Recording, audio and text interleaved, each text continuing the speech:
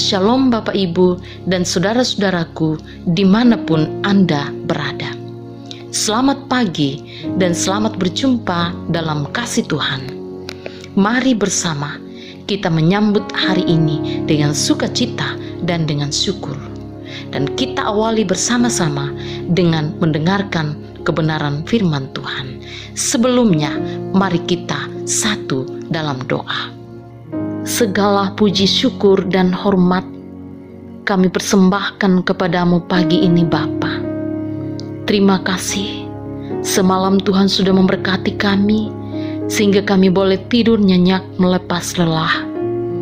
Pagi ini Tuhan berkenan membangunkan kami dengan tubuh yang sehat, kuat, tak kurang suatu apapun. Bapa, semua karena anugerah-Mu. Dan mengawali hari ini Tuhan, perkenankan kami untuk mendengar dan memahami kebenaran firman-Mu. Tuhan, mari urapi kami dengan kuasa Roh Kudus-Mu. Layakkan kami mendengar dan memahami kebenaran firman-Mu saat ini. Ampuni kami Tuhan, dan dengarkan doa kami ini. Melalui Tuhan Yesus Kristus kami berdoa. Amin. Bapak Ibu, bagian firman Tuhan yang kita akan dengarkan saat ini terambil dari Kisah Para Rasul 16 pada ayat 24 sampai 26. Demikian. Sesuai dengan perintah itu, kepala penjara memasukkan mereka ke ruang penjara yang paling tengah dan membelenggu kaki mereka dalam pasungan yang kuat. Tetapi kira-kira tengah malam, Paulus dan Silas berdoa dan menyanyikan puji-pujian kepada Allah, dan orang-orang hukuman lain mendengarkan mereka. Akan tetapi terjadilah gempa bumi yang hebat, sehingga sendi-sendi penjara itu goyah, dan seketika itu juga terbukalah semua pintu dan terlepaslah belenggu mereka semua. Saudaraku di dalam Tuhan, setiap orang tentu pernah mengalami rasa takut atau gentar terhadap sesuatu yang dijalani atau dialaminya. Meskipun demikian, bagi orang percaya, sejak awal dunia ini Tuhan tidak pernah memberikan kepada umatnya roh ketakutan. Tetapi dosalah yang membuat kita menjadi takut dan tidak berani. Kita bisa lihat kepada kehidupan Adam dan Hawa di Taman Eden. Mereka mengalami rasa takut pada saat mereka telah jatuh ke dalam dosa. Oleh karena itu saudaraku, maka kita harus hidup dengan benar agar kita tidak diperdaya oleh iblis setiap hari dalam ketakutan. Sebagai anak-anak Tuhan, kita harus berani mengambil sikap dan percaya bahwa Tuhan yang beserta dengan kita. Karena itu kita bisa melihat bagaimana Tuhan Yesus berkali-kali mengingatkan umatnya, mengingatkan para murid dan para pengikutnya agar jangan takut. Seperti di dalam Yohanes pasal 6 ayat 20, di sana Tuhan Yesus berkata, "Jangan takut, aku ini." Kita bisa lihat juga di dalam Kisah pasal 18 ayat 9, Kisah Para Rasul, dikatakan, "Jangan takut, teruslah memberitakan firman dan jangan diam." Hal ini Tuhan Yesus mengatakannya kepada Rasul Paulus dalam satu penglihatan. Artinya bahwa ketika Tuhan Yesus mengatakan jangan takut, maka kita harus berani. Paulus harus berani memberitakan firman. Itulah sebabnya di dalam Efesus pasal 3 pada ayat 12, Paulus mengatakan, "Di dalam Dia kita beroleh keberanian dan jalan masuk kepada Allah dengan penuh kepercayaan oleh iman kita kepadanya." Nah, saudaraku, memang kita melihat bahwa salah satu hal yang mewarnai pemberitaan Injil adalah maraknya tantangan yang dihadapi oleh para hamba-hamba Tuhan. Seperti ditolak, diderah, dipukuli, dijebloskan ke dalam penjara, itu terjadi sejak zaman dahulu kala. Salah satu penginjil yang paling hebat adalah Rasul Paulus. Yang kita lihat di dalam pembacaan kita pada saat ini, dia mengalami suka duka di dalam memberitakan Injil, tapi dia tidak pernah takut. Dia tidak pernah takut. Bahkan dijebloskan ke dalam penjara berkali-kali, tapi Paulus tidak pernah takut. Karena itu dalam perikop bacaan kita pada saat ini, kita melihat kisah Rasul Paulus bersama dengan Silas pada saat dia dijebloskan ke dalam penjara di Filipi pada saat itu, ketika ditangkap oleh para pembesar kota itu. Berkali-kali diderah, kemudian dibuang ke dalam penjara. Dan oleh kepala penjara diperintahkan supaya menempatkan Paulus dan Silas di ruang tengah. Namun kita melihat di sini bagaimana Paulus menghadapi itu, menghadapi peristiwa itu. Justru kita melihat bahwa walaupun demikian, Paulus justru melakukan penyembahan di dalam penjara.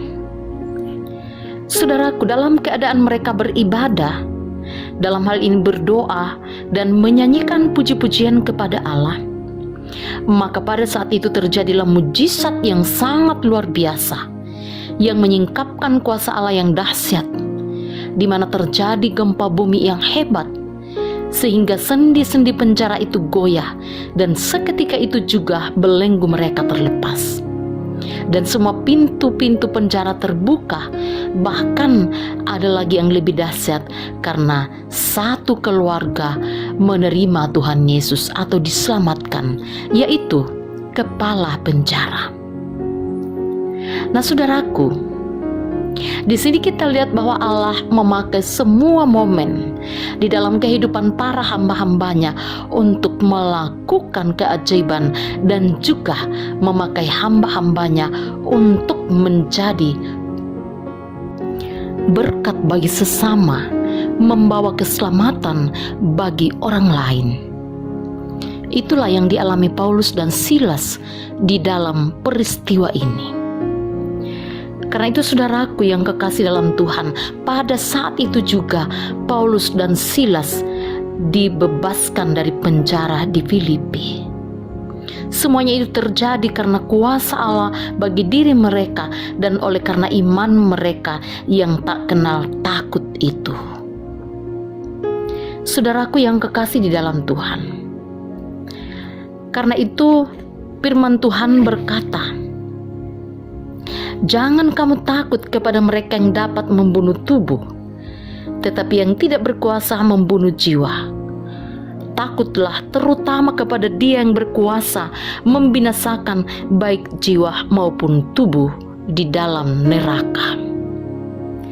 Nah, saudaraku yang kekasih di dalam Tuhan, karena itu Rasul Paulus di sini tidak pernah merasa takut dalam memberitakan firman Tuhan. Rasul Paulus di sini tidak pernah merasa takut karena memiliki iman tanpa kenal takut. Dia selalu memiliki keberanian dalam memberitakan firman Allah yang berdasarkan kebenaran firman Tuhan dan berdasarkan tuntunan Roh Kudus. Iman yang tak kenal takut yang dimiliki Rasul Paulus dalam memproklamirkan kabar baik dari Allah di dalam Yesus Kristus, itulah yang menjadikan Rasul Paulus berhasil menjadi penginjil yang hebat, membawa banyak jiwa diselamatkan kepada Tuhan Yesus. Karena itu saudaraku yang kekasih dalam Tuhan, iman yang tak kenal takut indah seharusnya juga dimiliki oleh kita sebagai anak-anak Tuhan.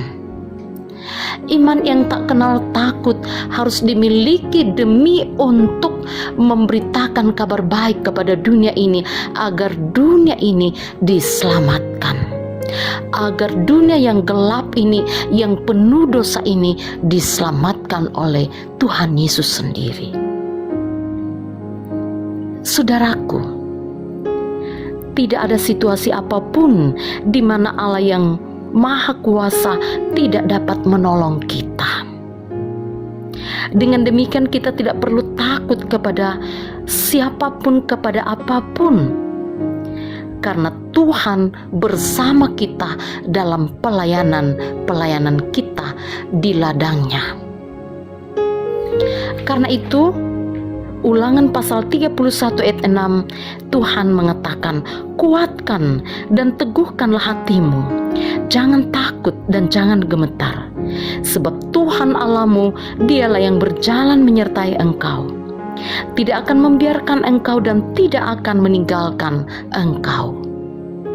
Bahkan saudaraku, Tuhan Yesus sendiri menjaminkan penyertaannya di dalam Matius pasal 28 pada ayatnya yang ke-19 dan ayat ke-20 kita baca bersama demikian. Karena itu, pergilah, jadikanlah semua bangsa muridku dan baptislah mereka dalam nama Bapa dan Anak dan Roh Kudus, dan ajarlah mereka melakukan segala sesuatu yang telah kuperintahkan kepadamu, dan ketahuilah aku menyertai kamu senantiasa sampai kepada akhir zaman. Nah, saudara yang kekasih dalam Tuhan, penyertaan Tuhan menjadi kekuatan bagi kita. Bahkan ketika kita memberitakan Injil, maka Dia sendiri yang bekerja. Dia yang akan bekerja oleh kuasa Roh Kudus-Nya melalui pelayanan kita setiap hari. Karena itu kita tidak perlu takut pada keadaan yang begitu sulit sekalipun. Karena Tuhan menyertai kita, Tuhan menuntun kita. Saudaraku, mari kita menjalani hidup kita ini dan terus menjadi berkat bagi sesama, dengan terus menyadari bahwa kita diselamatkan untuk juga membawa kabar keselamatan bagi dunia ini. Kita diberkati untuk menjadi berkat bagi orang lain. Maka ketika kita diselamatkan, mari kita juga memberitakan kabar keselamatan itu agar saudara-saudara kita dalam dunia ini semuanya diselamatkan oleh Tuhan Yesus. Terpujilah Tuhan selama-lamanya. Amin. Saudaraku, mari kita berdoa. Ya Tuhan, kami bersyukur atas firman-Mu saat ini. Teguhkanlah di dalam hati kami masing-masing, dan mampukan kami untuk dapat menghayatinya sesuai kehendak-Mu. Bimbing kami ya Tuhan untuk mengaplikasikannya di dalam kehidupan kami setiap hari. Biarlah semuanya hanya menjadi kemuliaan bagi nama-Mu. Ampuni kami Tuhan, dengarkan doa kami Bapa melalui Tuhan Yesus Kristus. Amin. Saudara, demikianlah perjumpaan kita saat ini. Semoga firman Tuhan yang kita dengarkan di kesempatan ini dapat memberkati saudara sekalian, dan kiranya Roh Kudus dapat menuntun kita untuk semakin memahami firman Tuhan. Selamat menjalani hari ini dengan sukacita, dan sampai jumpa di renungan berikutnya. Tuhan Yesus memberkati.